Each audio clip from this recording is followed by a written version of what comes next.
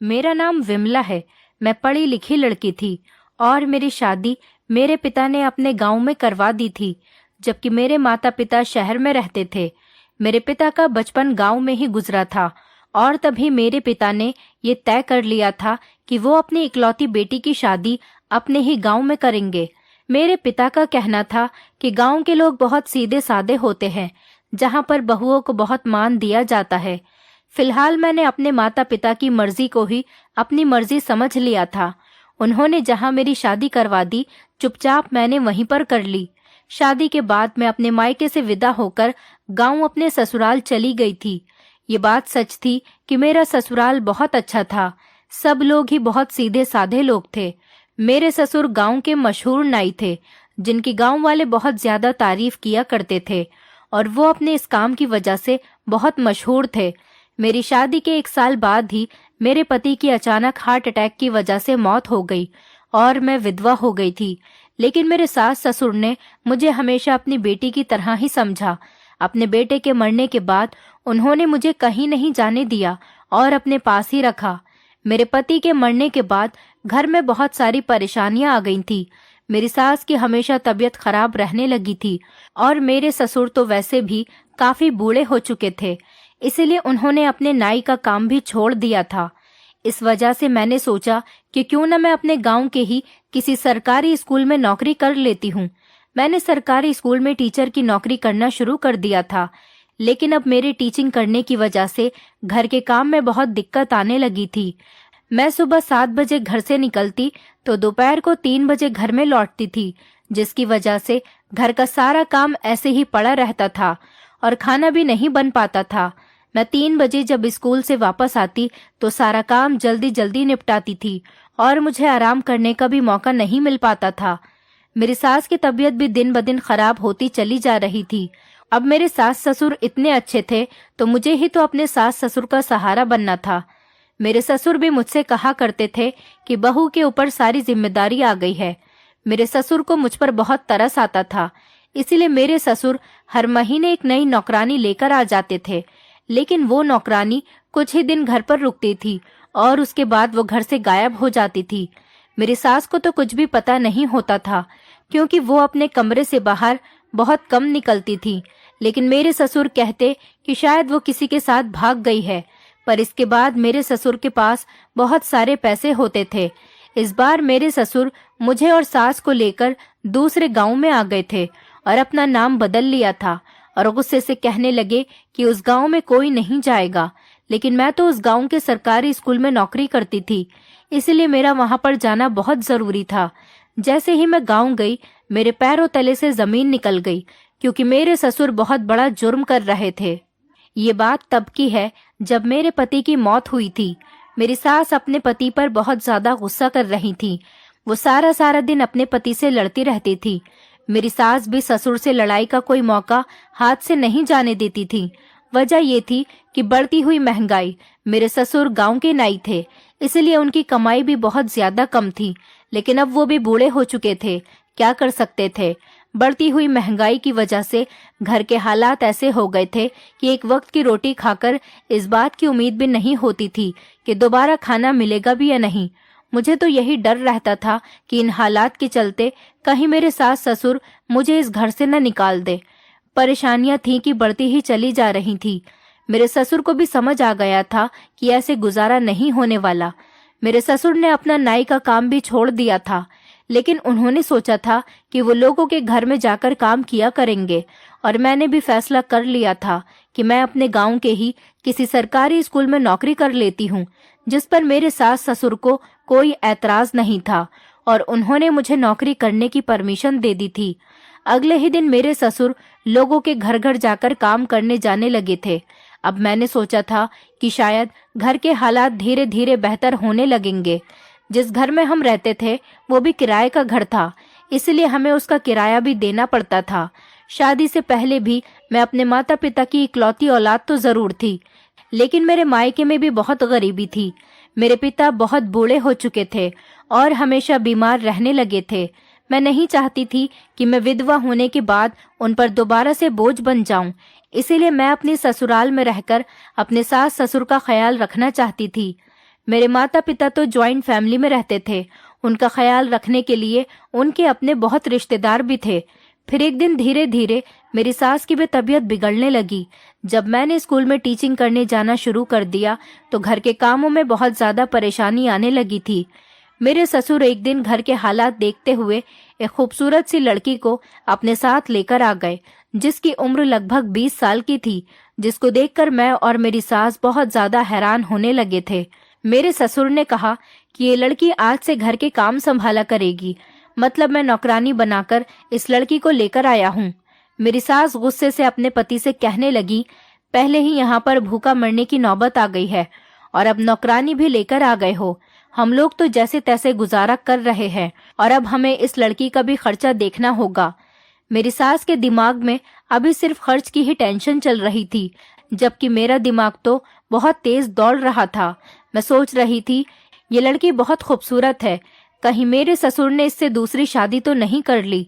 मैं इतना सोच ही रही थी कि मेरे ससुर कहने लगे, ये हमारे गांव की बेटी है, इसके पिता मर गए हैं, ये बेचारी बेसहारा हो गई, इसके परिवार में कोई नहीं है जो इसे समझ सके, इसलिए मैं इसे यहाँ पर लेकर आ गया हूँ।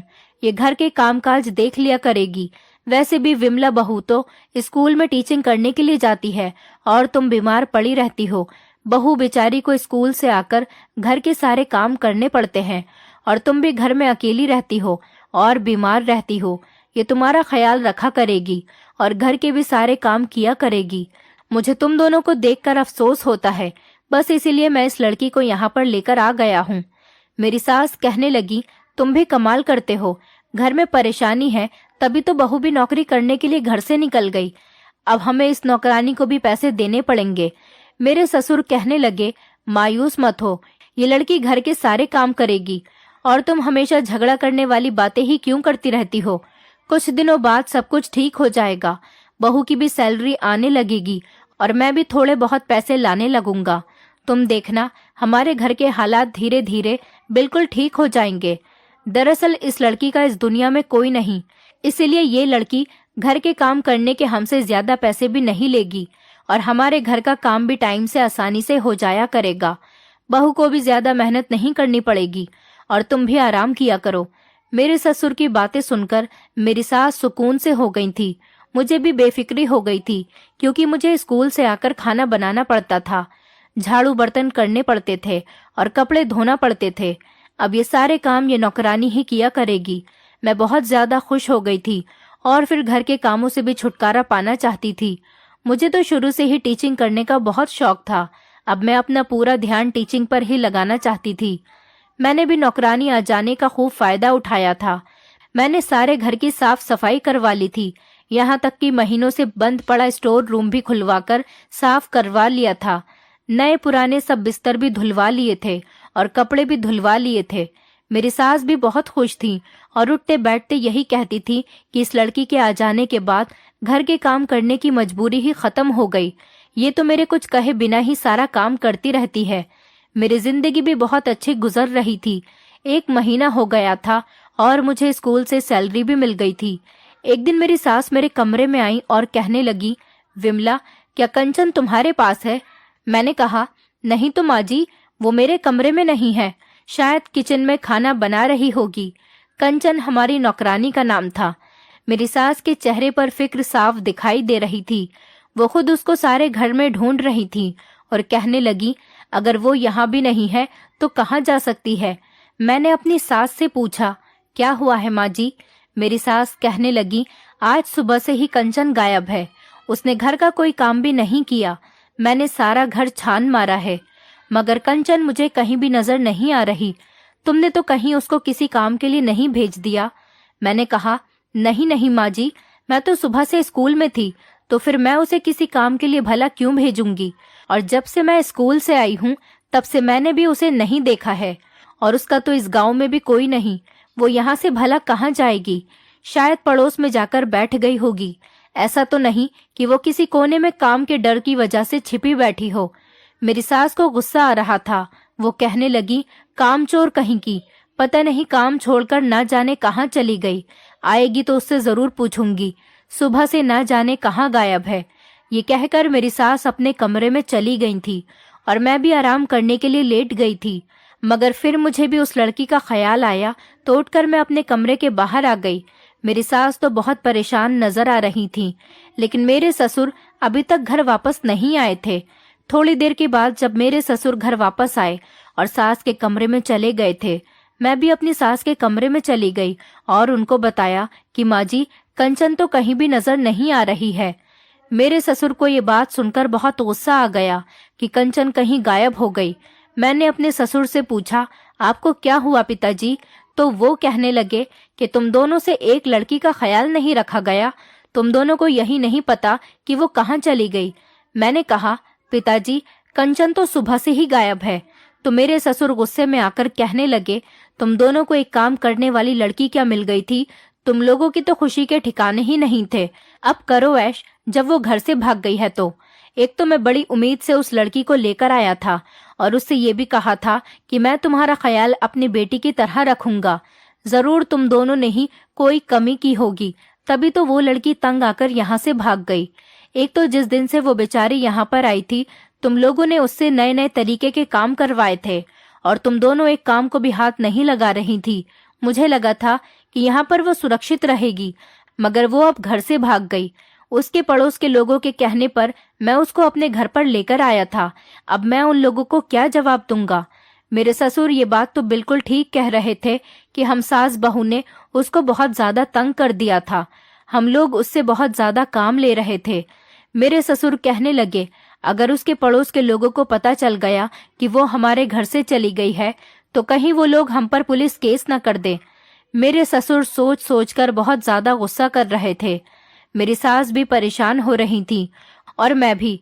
वैसे गलती तो हमारी ही थी, हमें उसका ध्यान रखना चाहिए था और ख्याल भी रखना चाहिए था। हमने उस बेचारी से कुछ ज्यादा ही काम करवा लिए थे और उसे आराम करने तक का मौका नहीं देते थे। कंचन के चले जाने के बाद हमारे घर में जैसे सुकून खत्म हो गया था। हम लोग हर टाइम घबराए से रहते थे कि कब पुलिस आए। हमें हर वक्त यही डर लगा रहता था। अगले दिन जब मेरे ससुर कंचन के घर के पास से गुजरे तो उसके पड़ोसी ने उसके बारे में पूछा। गलती से मेरे ससुर ने कह दिया कि वो तो हमारे घर से भाग गई। उन लोगों ने मेरे ससुर को बहुत बुरा भला कहा था और उन पर ही इल्जाम लगाया था। हम लोग बहुत ज्यादा परेशान रहने लगे थे। अब तो मुझे भी स्कूल में टीचिंग करते टाइम पर हमेशा यही टेंशन रहती थी कि कंचन आखिर कहाँ चली गई। अगर कुछ गड़बड़ हो गई तो हम लोग फंस जाएंगे। मेरे ससुर ने बताया कि कंचन के पड़ोसियों के थ्रू उनको पता चला है कि कंचन गलत और बिगड़ी हुई लड़की थी, इसलिए उन लोगों ने उसको मेरे पास भेज दिया था और वो सीधी और अच्छी बनने का नाटक कर रही थी। कंचन के पड़ोसियों की ऐसी बातें सुनकर मेरे ससुर की टेंशन खत्म हो गई थी और हम लोग भी कुछ बेफिक्र हो गए थे कि आखिरकार हमारे सर से मुसीबत टल गई थी। मेरे ससुर ने अपनी कमाई से काफी सारे पैसे भी घर में लाकर दिए थे और मेरी सैलरी भी आने लगी थी। धीरे धीरे हमारे घर के हालात बेहतर होने लगे थे। मेरी सास अपने पति की कमाई से बहुत खुश होती थी और मेरी सास का इलाज भी अच्छे अस्पताल में हो रहा था, लेकिन उनकी तबीयत में दिन ब दिन सुधार होने के बजाय बिगाड़ ही आ रहा था। मेरे ससुर ने मेरी सास के हाथ पर 40,000 रुपए रख दिए थे और कहने लगे, इन पैसों से अपने लिए और बहू के लिए कपड़े बना लो और घर के लिए जिस जिस चीज की भी जरूरत हो वो सारे काम कर लो। मेरी सास का मुंह तो खुला का खुला ही रह गया था। मैंने भी स्कूल में नौकरी करना छोड़ दिया था, लेकिन मैं कभी कभी किसी काम के लिए स्कूल चली जाती थी, क्योंकि अब नौकरानी तो घर से चली गई थी, इसलिए घर का काम अब मुझे ही देखना होता था और मेरी सास अपने बिस्तर पर लेटी रहती थी। मेरे ससुराल में शुरू से ही गरीबी का राज था, मगर जब से मेरे पति का देहांत हुआ था तब से और भी ज्यादा हालात बुरे हो गए थे। फिर हमारे घर का किराया भी ज्यादा था। मेरे ससुर ने घर का किराया भी टाइम पर दे दिया था। घर के खर्चों में पैसों की गिनती नहीं होती थी, इसलिए मैंने भी कभी कभी नौकरी करने के बारे में सोच लिया था। जब स्कूल में बहुत ही ज्यादा जरूरी काम हुआ करता था तभी मुझे बुला लिया करते थे और उसी काम के मुझे पैसे दे दिया करते थे। अब मेरी ससुराल के हालात इतनी ज्यादा बेहतर हो गए थे कि मैं अपने ससुर के दिए हुए पैसों से हमेशा शॉपिंग करती रहती थी और खाना भी नहीं बनाती थी। होटल से ही खाना आता था और हम लोग बाहर कहीं खाना खाया करते थे। मेरे ससुर खूब पैसे खर्च करने लगे थे। मुझे बिना मांगे ही बहुत सारे पैसे दे दिया करते थे। मैं अपने ससुर से जिस चीज की भी डिमांड किया करती थी वो फौरन ही मुझे उसके लिए पैसे दे दिया करते थे। पहले तो मुझे घर से निकलने के लिए ज्यादा टाइम भी नहीं मिलता था, लेकिन अब मैं हमेशा अपने ससुर के दिए हुए पैसों से घूमती फिरती रहती थी। एक दिन मेरे स्कूल में पढ़ने वाली एक टीचर का बर्थडे आया था। उससे मेरी अच्छी फ्रेंडशिप हो गई थी, तो उन्होंने मुझे अपनी बर्थडे पार्टी में इनवाइट किया था। वो बहुत अमीर परिवार से बिलोंग करती थी। वो मेरे साथ ही स्कूल में टीचिंग किया करती थी। तभी मेरी उनसे दोस्ती हो गई थी। मेरी सास ने भी मुझे उसके घर भेजने की परमिशन दे दी थी। वो कहने लगी, ठीक है तुम चली जाओ। बल्कि मेरे ससुर ने गिफ्ट देने के लिए भी मुझे पैसे दिए थे। मुझे तो अपनी ससुराल में बहुत ही अच्छा लग रहा था, क्योंकि यहाँ पर मेरी अब हर ख्वाहिश पूरी हो रही थी। ऐसी ख्वाहिशें तो मेरे माता पिता ने भी पूरी नहीं की थी, लेकिन अपनी जिंदगी की इस काया पलट की मुझे समझ ही नहीं आ रही थी। ये दिन हमारी जिंदगी के लिए सबसे बेहतरीन दिन थे। कहने को तो मेरे ससुर के सारे भाई बहन काफी अमीर लोग थे और उनकी जमीनें भी थीं। फिर जब मेरे ससुर की शादी मेरी सास से हुई थी तो मेरी सास की अपनी सास के साथ हमेशा लड़ाई रहा करती थी। बस इसी वजह से उन्होंने अपना खाना पीना और घर अलग कर लिया था। तभी से ही उनके घर के हालात बिगड़ते चले गए थे और गरीबी भी बढ़ती चली गई थी। मेरे ससुर बहुत अच्छे आदमी थे। उन्होंने लोगों से लड़ाई झगड़ा करना नहीं जाना था, लेकिन मेरी सास अपने पति से हमेशा लड़ती रहती थी। पर जिस दिन से उन्होंने उनके हाथ में ढेर सारे पैसे लाकर रखने शुरू किए थे, अब घर में सास ससुर के बीच किसी तरह का कोई झगड़ा नहीं होता था। मेरे पति का भी सारा बचपन गरीबी में ही गुजर गया था। मेरे पति को इलाज भी ठीक नहीं मिल पाया था, जिसकी वजह से उनकी मौत हो गई थी। मेरे पति बहुत अच्छे इंसान थे और मुझे बहुत प्यार किया करते थे। शादी के बाद मेरे ससुराल में गरीबी तो जरूर थी, लेकिन मैं अपने पति के साथ खुश रहा करती थी। मेरे पति की मौत के बाद लोगों ने मेरी जवानी देखते हुए कहा कि तुम दूसरी शादी कर लो, लेकिन मैं अब की बार चाहती थी कि मेरी शादी किसी ऐसे लड़के के साथ हो जिसके घर के हालात ठीक हों। अगर फिर से मेरी शादी किसी गरीब परिवार में हो गई तो मेरी सारी जिंदगी अमीरी के सपने देखते देखते ही गुजर जाएगी। लेकिन अब जो ये टाइम चल रहा था वो बहुत अच्छा गुजर रहा था। फिलहाल मैं अपने दोस्त के लिए अच्छा सा गिफ्ट लेकर उसके घर पर चली गई थी। उसके घर पर काफी सारे मेहमान आए हुए थे। मैं सोफे पर बैठी खुद को अमीर जाहिर करने की कोशिश कर रही थी। मैंने कपड़े भी अच्छे पहने हुए थे। सब लोगों की नजर मुझ पर ही थी। देखकर मुझे कोई भी नहीं कह सकता था कि मेरी शादी हो चुकी थी और मैं विधवा भी हो गई हूँ, क्योंकि मैं पढ़ी लिखी थी। इसलिए सबको यही जाहिर करती थी कि मैं इस गांव की नहीं बल्कि शहर की रहने वाली हूँ। लेकिन अब जब शादी यहाँ पर हो गई थी तो थोड़ी बहुत लोगों की बातें भी बर्दाश्त करनी होती थी। लेकिन सब लोग मेरी खूबसूरती और एटीट्यूड की तारीफ करते थे। मेरे सामने ही एक लड़का मेरे करीब आकर खड़ा हो गया था। वो मुझसे कहने लगा, मैं आपके बराबर में खाली जगह पर बैठ सकता हूँ। मुझे समझ नहीं आया कि मुझे क्या करना चाहिए, उसे परमिशन दे देनी चाहिए या नहीं। मैं कंफ्यूज हो रही थी, या ये कह दूं कि इधर न बैठो, मगर मैं ऐसा कहने से भी डर रही थी कि कहीं उसे मेरी क्लास का अंदाजा न हो जाए और मेरी इमेज न खराब हो जाए। मैंने बस सर हिला दिया तो वो लड़का मेरे बराबर में आकर बैठ गया था। वो कहने लगा, क्या मैं आपके बारे में जान सकता हूँ? मैंने उसको बताया कि मेरा नाम विमला है और मैं सुनैना की अच्छी दोस्त हूँ।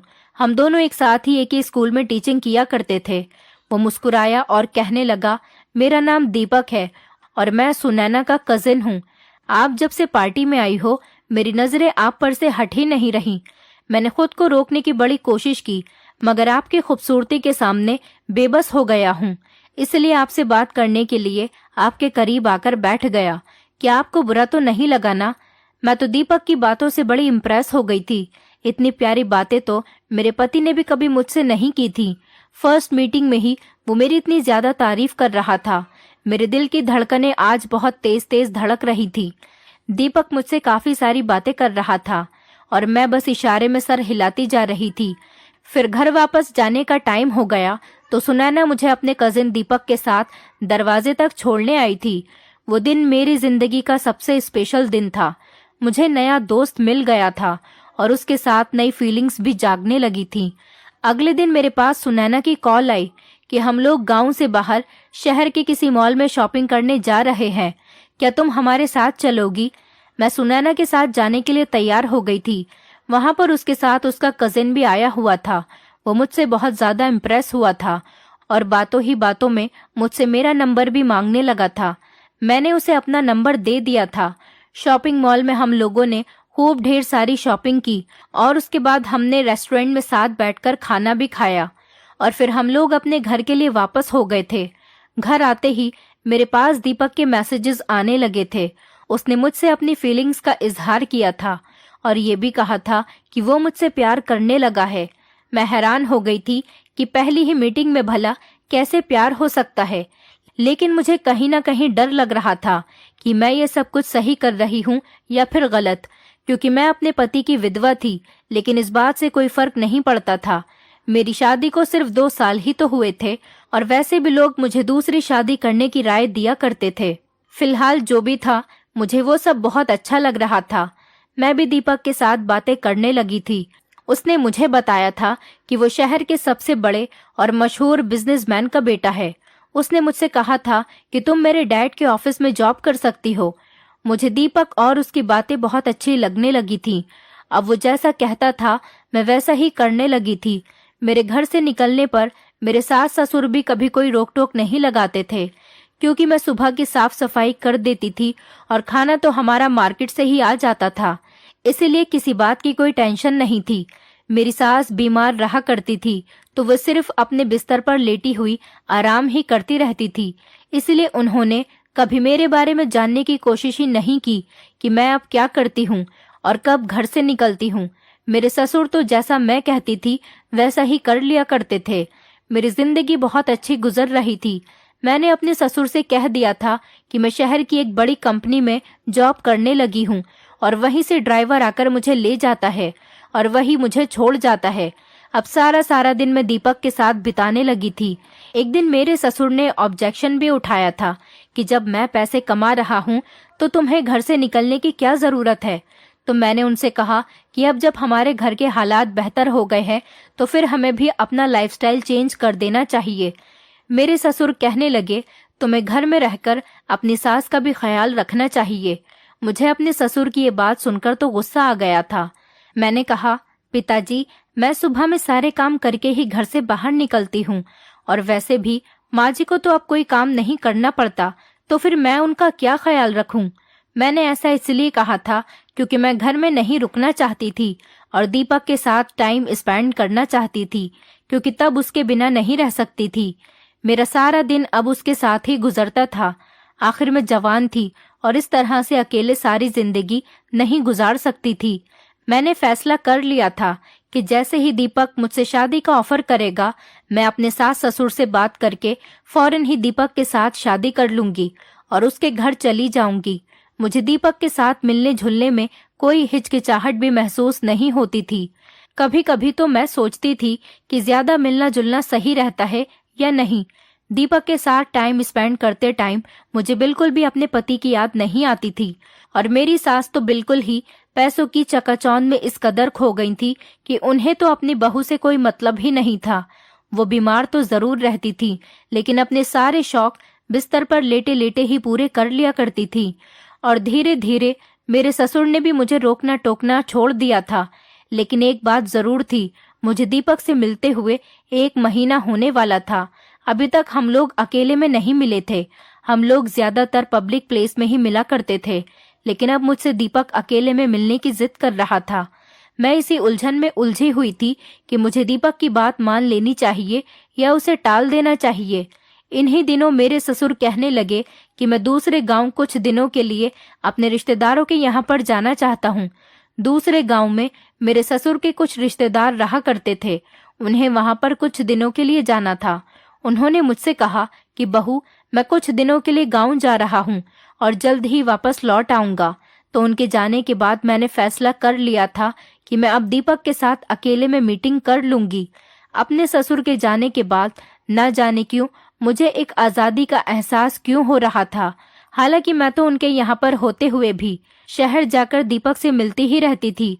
अगले दिन जब मेरे ससुर घर से निकल गए तो मैं भी उनके जाने के आधा घंटे के बाद ही दीपक के साथ उसकी कार में बैठकर चली गई थी। पहले तो हम दोनों ने अच्छे से रेस्टोरेंट में खाना खाया। फिर उसने कहा कि आज तुम सारा दिन मेरे नाम कर दो, बस हम हमेशा शॉपिंग करते रहते हैं और रेस्टोरेंट वगैरह में मिलते रहते हैं। मैं चाहता हूँ कि आज हम दोनों अकेले में मिलें। मैंने ठीक है कह दिया था कि ठीक है, तुम जहाँ पर मुझे लेकर जाना चाहते हो मैं चलने के लिए तैयार हूँ। दीपक ने होटल में एक कमरा बुक कर लिया था। हम दोनों वहाँ पर चले गए थे, लेकिन कहीं ना कहीं मुझे दीपक पर शक हो रहा था। एक बार तो मैंने इनकार भी कर दिया था, तो दीपक ने मेरी आंखों में आंखें डालकर कहा, क्या मैं इस इनकार की वजह जान सकता हूँ? कितने दिनों से हम लोग ऐसे ही मीटिंग कर रहे हैं और मैं तुमसे कितने दिनों से अकेले मिलने की जिद कर रहा हूँ, पर तुम मेरी बात मानती ही नहीं हो। मैंने कहा, दरअसल मुझे जल्दी घर जाना है, मेरी माँ मेरे लिए परेशान हो रही होगी। दीपक ने मेरा हाथ पकड़ते हुए कहा, सच सच बताओ, क्या तुम्हें मुझ पर भरोसा नहीं? हम रोज एक साथ सारा दिन गुजारते हैं और आज अचानक से तुम्हें याद आ रहा है कि तुम्हारी माँ परेशान होगी। मैं खामोश ही रही तो दीपक कहने लगा, जिस रिश्ते में भरोसा न हो उसे खत्म कर देना चाहिए। आज से मैं तुमसे फ्रेंडशिप खत्म करता हूँ।